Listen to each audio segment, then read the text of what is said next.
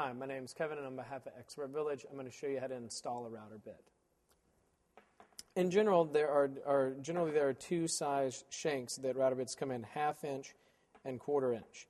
And we have two different size collets to fit them. So just depending on what size bit you get, it's pretty obvious which one it'll fit in. So on this one, we'll just go ahead and use the 1/4 inch collet. So what you want to do is take the bit and insert it into the collet here. And then you take that and you put it into the router here and you turn it.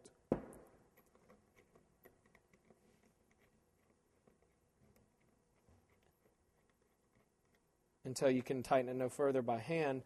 And then from there, we get the wrenches again. And as we did when we removed them, we want to put these as close together as possible. Grab it one hand, do it like that. Generally, it'll take about 2 of those passes.